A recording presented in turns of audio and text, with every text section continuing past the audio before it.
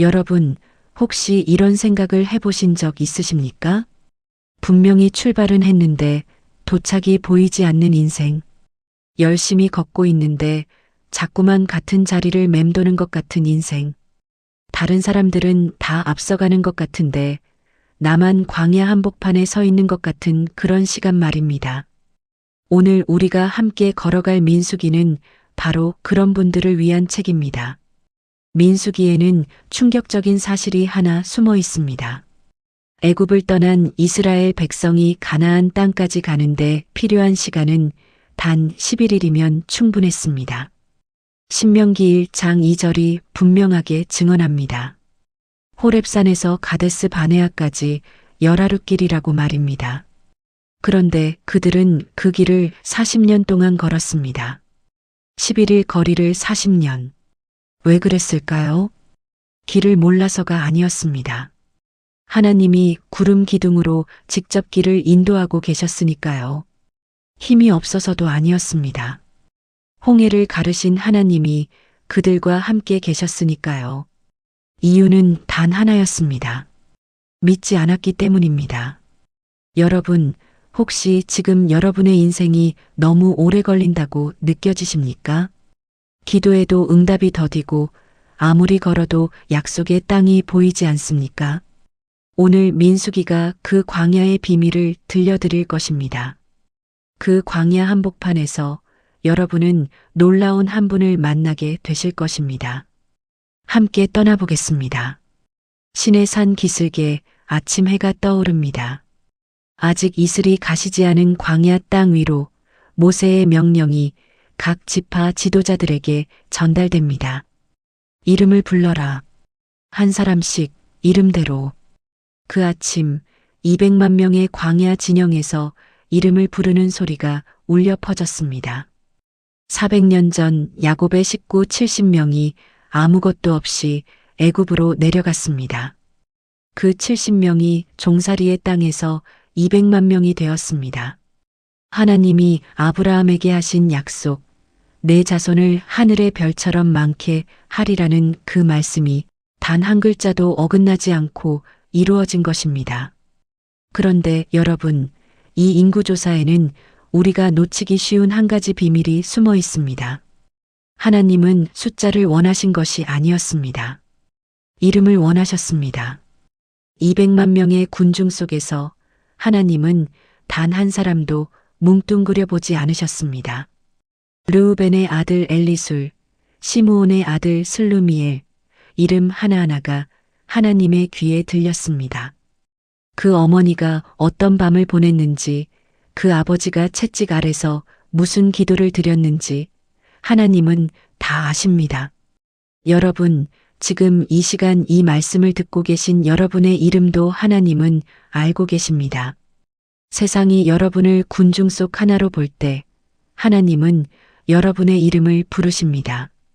아무도 알아주지 않는 이 자리에서 아무도 기억하지 못하는 이 눈물을 하나님은 기억하십니다. 그리고 이어서 하나님은 진을 치는 방법을 직접 설계해 주셨습니다. 동쪽의 세 지파, 서쪽의 세 지파, 남쪽의 세 지파, 북쪽의 세 지파. 그 12지파가 애워싼 정중앙에 무엇이 있었는지 아십니까? 성막이었습니다. 광야에서 가장 위험한 자리가 한가운데입니다. 사방에서 공격이 들어오면 가장 먼저 무너지는 곳이 중앙입니다. 그런데 하나님은 가장 위험한 그 자리를 당신이 직접 차지하고 앉으셨습니다. 어느 지파가 두려움에 떨어도 성막만 바라보면 하나님이 보였습니다. 광야가 아무리 넓어도 하나님은 늘 눈앞에 계셨습니다. 여러분, 이것이 오늘 우리 인생의 첫 번째 비밀입니다. 하나님은 광야 한복판에 직접 들어오셔서 가장 위험한 자리를 당신이 맡으시는 분입니다. 그리고 광야로 떠나는 백성에게 하나님이 가장 먼저 주신 것은 지도가 아니었습니다. 얼굴이었습니다. 아론을 통해 온 백성에게 선포하게 하신 그 축복이 지금도 여러분의 귀를 두드립니다. 여호와는 내게 복을 주시고 너를 지키시기를 원하며 여호와는 그의 얼굴을 내게 비추사 은혜 베푸시기를 원하며 여호와는 그 얼굴을 내게로 향하여 드사 평강 주시기를 원하노라. 이 말씀을 들으며 어떤 이는 눈물을 훔쳤을 것입니다. 400년 종살이 동안 누군가에게 이런 말을 들어본 적이 없었을 테니까요. 복을 주겠다. 지켜주겠다. 내 얼굴빛을 내게 비추겠다. 광야로 들어가는 당신을 향해 하나님이 지금도 이 말씀을 하고 계십니다. 드디어 출발의 날이 왔습니다. 성막 위에 머물던 구름이 떠오르자 200만 명의 대행진이 시작되었습니다. 구름이 머물면 멈추고 구름이 떠오르면 걸었습니다. 하루를 머물 때도 있었고 한 달, 1년을 머물 때도 있었습니다. 백성들은 자기 계획대로 움직일 수 없었습니다. 오직 구름만 바라보아야 했습니다. 여러분, 답답해 보이십니까? 그런데 이것이 은혜였습니다. 낮에는 구름 기둥이 사막의 불볕을 가려주었고 밤에는 불 기둥이 어둠과 추위를 밝혀주었습니다. 인도하시는 하나님이 곧 보호하시는 하나님이셨던 것입니다. 지금 여러분의 인생이 멈춰 있는 것 같습니까? 어쩌면 그것은 구름이 머물러 있는 시간인지도 모릅니다. 하나님이 멈추라 하실 때 멈추는 것도 순종입니다. 200만 명 중에 단 한 사람도 길을 몰라 헤맨 사람이 없었습니다. 가장 어린아이도 가장 연로한 노인도 그저 구름만 따라가면 되었습니다. 예수님은 말씀하셨습니다. 나는 세상의 빛이니 나를 따르는 자는 어둠에 다니지 아니하고 생명의 빛을 얻으리라.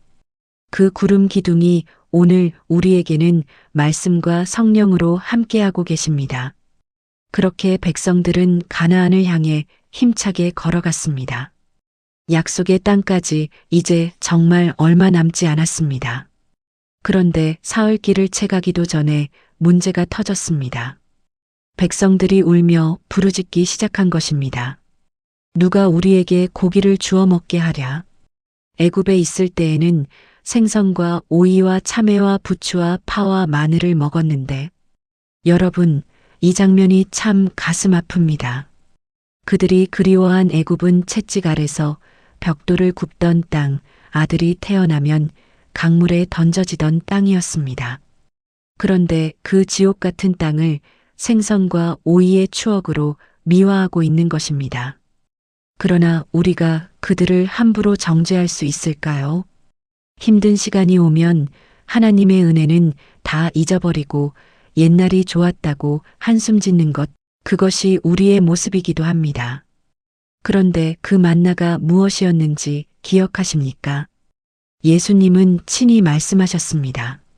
나는 하늘에서 내려온 살아있는 떡이니 사람이 이 떡을 먹으면 영생하리라. 지겹다고 발로 밟던 그 만나는 날마다 우리에게 내려오시는 예수 그리스도의 그림자였습니다. 심지어 모세의 친누나 미리암과 친형 아론까지 모세를 비방하기 시작했습니다. 광야에서 가장 아픈 화살은 밖에서 날아오지 않습니다. 가장 가까운 사람에게서 날아옵니다. 모세는 변명하지 않았습니다. 성경은 이 사람 모세는 온유함이 지면의 모든 사람보다 더하더라고 기록합니다. 미리암이 나병에 걸리자 모세는 하나님께 부르짖었습니다. 하나님이여 원하건대 그를 고쳐 주옵소서. 나를 찌른 사람을 위해 기도하는 그 모습 속에서 우리는 십자가 위에서 아버지여 저들을 사하여 주옵소서. 기도하실 한 분의 그림자를 미리 봅니다. 마침내 그들은 가데스 바네아에 도착했습니다.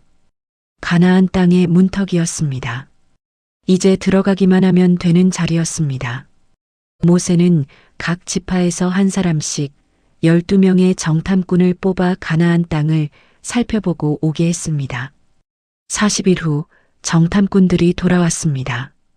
그들의 어깨에는 두 사람이 막대기에 꿰어매고 와야 할 만큼 거대한 포도송이가 들려 있었습니다. 과연 그 땅은 젖과 꿀이 흐르는 땅이었습니다. 그런데 10명의 정탐꾼이 이렇게 보고했습니다. 그 땅 거주민은 강하고 성읍은 견고하고 심이 클 뿐 아니라 거기서 안악 자손을 보았노라. 우리는 스스로 보기에도 메뚜기 같으니 그들이 보기에도 그와 같았을 것이니라. 여러분, 이 말을 잘 들어보십시오. 우리는 메뚜기 같다. 하나님의 형상으로 지음받은 사람이, 홍해를 가르신 하나님의 백성이 스스로를 벌레라고 부르고 있는 것입니다. 10명과 2명은 같은 땅을 보았습니다. 같은 거인을 보았고 같은 성벽을 보았습니다. 그런데 보고가 달랐습니다. 10명은 거인 옆에 자기를 세웠고 2명은 거인 옆에 하나님을 세웠기 때문입니다. 갈렙이 백성을 조용하게 하고 외쳤습니다. 우리가 곧 올라가서 그 땅을 취하자 능히 이기리라. 여호수아와 갈렙이 옷을 찢으며 부르짖었습니다. 여호와께서 우리를 기뻐하시면 우리를 그 땅으로 인도하여 들이시리라. 다만 여호와를 거역하지만 말라. 그들은 우리의 먹이라. 그들의 보호자는 그들에게서 떠났고 여호와는 우리와 함께 하시느니라. 그러나 백성들의 귀에는 2사람의 믿음의 소리보다 10사람의 두려움의 소리가 더 크게 들렸습니다. 그날 밤 온 회중이 소리를 높여 통곡했습니다. 우리가 애굽 땅에서 죽었거나 이 광야에서 죽었으면 좋았을 것을. 한 지휘관을 세우고 애굽으로 돌아가자.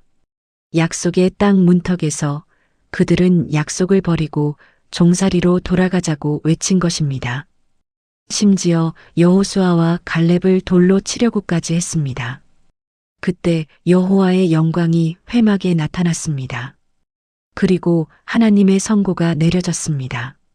너희 말이 내 귀에 들린 대로 내가 너희에게 행하리니 너희 시체가 이 광야에 엎드러질 것이라. 20세 이상으로 계수된 자들은 여분네의 아들 갈렙과 눈의 아들 여호수아 외에는 한 사람도 그 땅에 들어가지 못하리라. 정탐한 날수 40일의 하루를 1년으로 쳐서 40년간 광야에서 방황하게 하셨습니다. 여러분, 이것이 11일 거리가 40년이 된 이유입니다. 광야가 길어진 것은 하나님이 늦으셔서가 아니었습니다. 길이 험해서도 아니었습니다. 믿지 않는 마음, 그것 하나 때문이었습니다. 히브리서 기자는 이 사건을 두고 이렇게 증언합니다. 그들이 능히 들어가지 못한 것은 믿지 아니함으로였더라. 오늘 혹시 여러분의 가나안이 멀게만 느껴진다면 한번 조용히 물어보시기 바랍니다. 나는 지금 거인을 보고 있는가? 하나님을 보고 있는가? 나는 스스로를 메뚜기라 부르고 있는가? 하나님의 자녀라 부르고 있는가? 믿음의 눈이 열리는 그날 40년 광야는 끝나기 시작합니다. 하나님은 그날 갈렙에 대해 이렇게 말씀하셨습니다.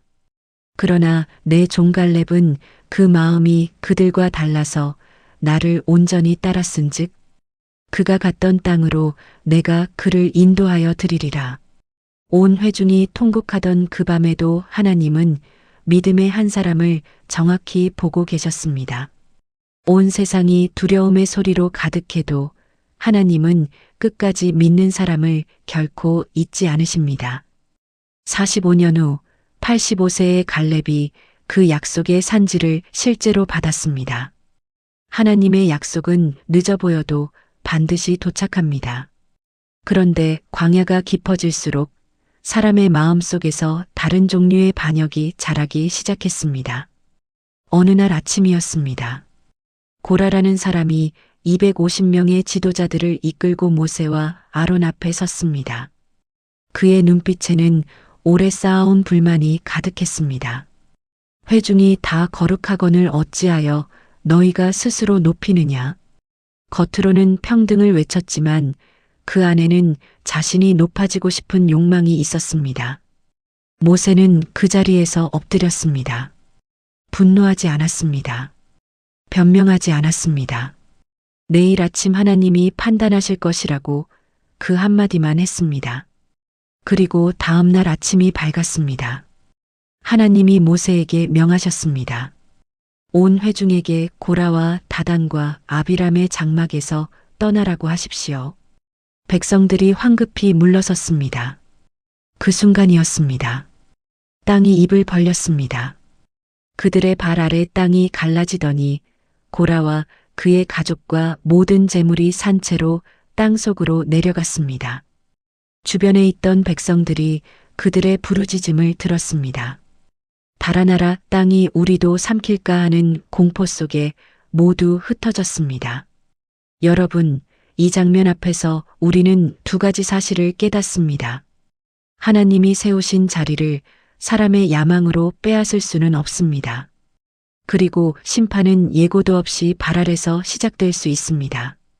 그러나 하나님은 거기서 멈추지 않으셨습니다. 그 무서운 날 이후 12지파의 지팡이 12개를 회막 안에 두게 하셨습니다. 다음 날 아침 모세가 회막 안으로 들어갔을 때 믿기지 않는 광경이 펼쳐졌습니다. 아론의 지팡이에 움이 돋아 있었습니다. 죽은 나무 막대기에서 순이 나고 꽃이 피고 살구 열매가 맺혀 있었습니다. 한밤 사이에 여러분, 지팡이는 죽은 나무입니다. 뿌리도 없고 흙도 없고 물도 없습니다. 그런데 거기서 생명이 피어났습니다. 하나님이 미리 보여주신 그림입니다. 참 대제사장으로 오실 그분은 죽음 속에서도 생명을 피워내실 분이라는 것을, 무덤에 갇혀도 갇히지 않으시고 사흘 만에 살구꽃처럼 피어나실 분이라는 것을, 아론의 지팡이 하나가 부활의 복음을 1500년 앞서 외치고 있었던 것입니다. 세월이 흘러 광야 생활 40년이 저물어갈 무렵 백성들은 다시 가데스에 이르렀습니다. 거기서 미리암이 죽어 장사되었습니다. 그리고 물이 없었습니다. 백성들은 또다시 모세에게 달려들어 원망했습니다. 하나님은 모세에게 말씀하셨습니다. 지팡이를 가지고 반석에게 명령하여 물을 내라. 그런데 모세가 그만 화를 참지 못했습니다. 반역한 너희여 들으라. 우리가 너희를 위하여 이 반석에서 물을 내려 하고 지팡이로 반석을 2번 쳤습니다. 물은 터져 나왔습니다. 백성과 가축이 다 마셨습니다. 그러나 하나님은 모세에게 말씀하셨습니다. 너희가 나를 믿지 아니하고 이스라엘 자손의 목전에서 내 거룩함을 나타내지 아니한 고로 너희는 이 회중을 내가 그들에게 준 땅으로 인도하여 드리지 못하리라. 40년을 충성한 모세가 말 한마디, 지팡이 2번의 가나안 입성을 잃은 것입니다. 너무 가혹해 보이십니까? 그런데 여기에 깊은 비밀이 있습니다. 고린도전서 10장은 그 반석이 곧 그리스도시라고 말씀합니다. 반석은 이미 40년 전 호렙에서 한 번 침을 당했습니다. 그리스도께서 단번에 십자가에서 치심을 당하신 것처럼 말입니다. 이제는 치는 것이 아니라 말씀하기만 하면 생수가 흐르는 것이었습니다. 모세는 그 구원의 그림을 깨뜨린 것입니다. 예수님은 단 한 번 치심을 당하셨고 그것으로 영원히 충분합니다. 이제 우리는 그분을 다시 못 박는 것이 아니라 그분의 이름을 부르기만 하면 됩니다. 그러면 생수가 흐릅니다. 그리고 마침내 민수기에서 가장 놀라운 사건이 일어납니다. 백성들이 에돔 땅을 돌아가는 길에 마음이 상하여 또다시 하나님과 모세를 향해 원망을 쏟아냈습니다. 어찌하여 우리를 애굽에서 인도해내어 이 광야에서 죽게 하는가? 이 박한 음식을 우리 마음이 싫어하노라. 하늘에서 내려온 만나를 박한 음식이라 부른 것입니다. 그때 여호와께서 불뱀들을 백성 중에 보내셨습니다. 뱀들이 백성을 물어 이스라엘 백성 중에 죽은 자가 많았습니다. 진영 곳곳에서 비명이 터졌습니다. 아버지가 쓰러지고 아이가 쓰러졌습니다. 그제야 백성들이 모세에게 달려와 부르짖었습니다. 우리가 여호와와 당신을 향하여 원망함으로 범죄하였사오니 여호와께 기도하여 이 뱀들을 우리에게서 떠나게 하소서. 모세가 백성을 위하여 기도했습니다. 그런데 하나님의 대답이 이상했습니다. 뱀을 없애주신 것이 아니었습니다. 하나님은 이렇게 말씀하셨습니다. 불뱀을 만들어 장대 위에 매달아라. 물린 자마다 그것을 보면 살리라. 모세는 놋으로 뱀을 만들어 장대 위에 달았습니다. 뱀에게 물린 자가 그 놋뱀을 쳐다보면 살아났습니다.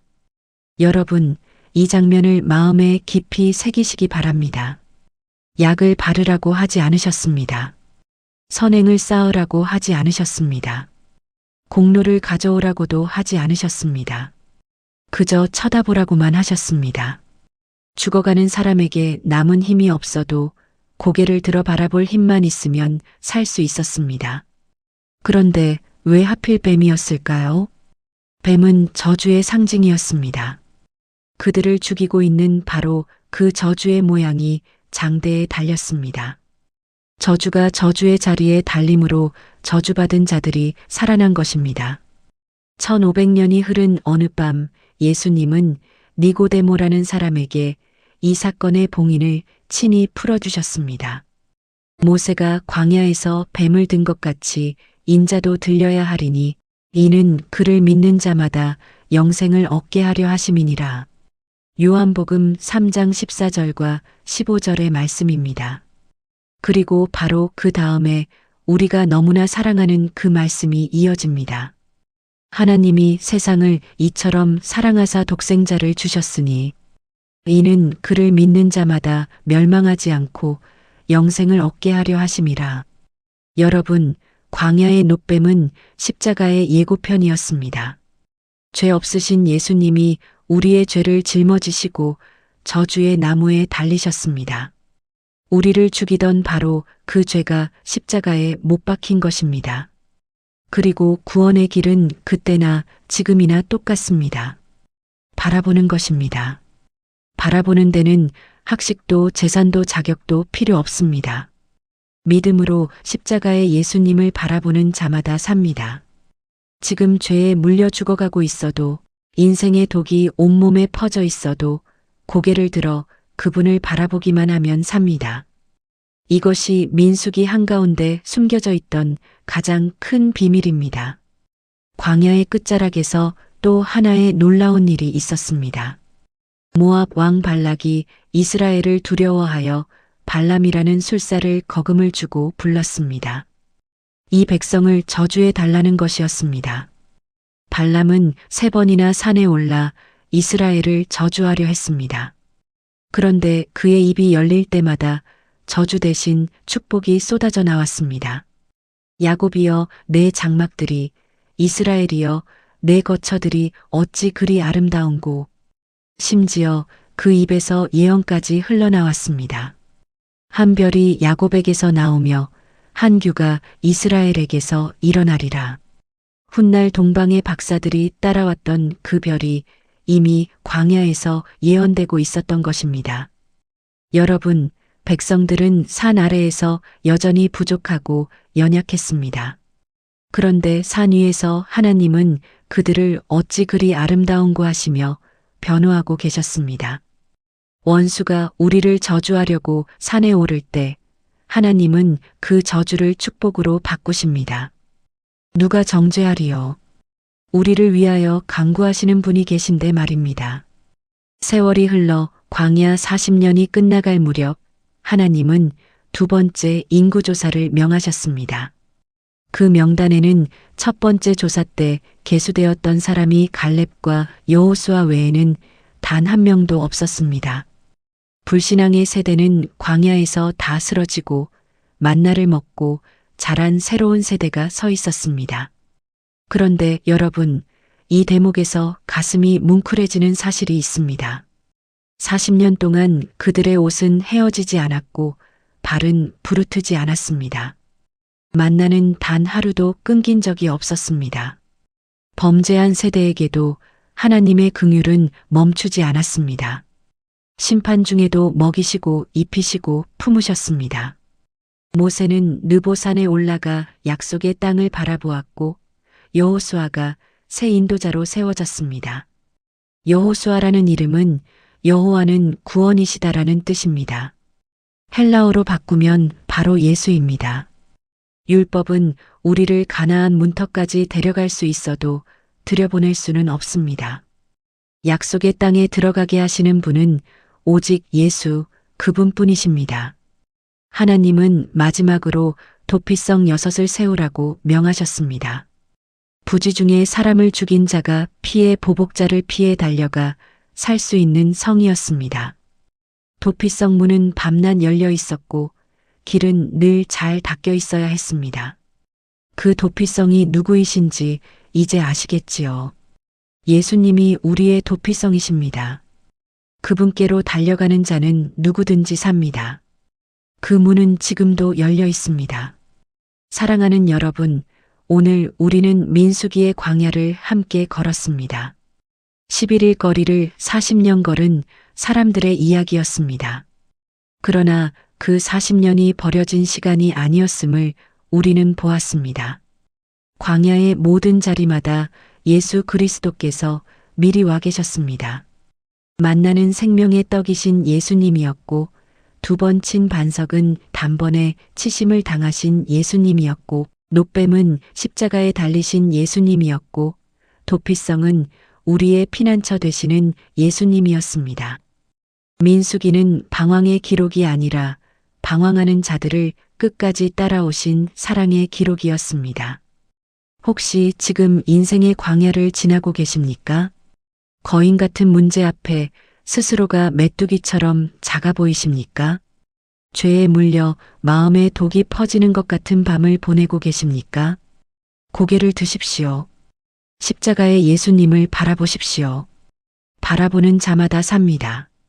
여러분의 남은 광야 길에 아론의 축복이 임하기를 빕니다.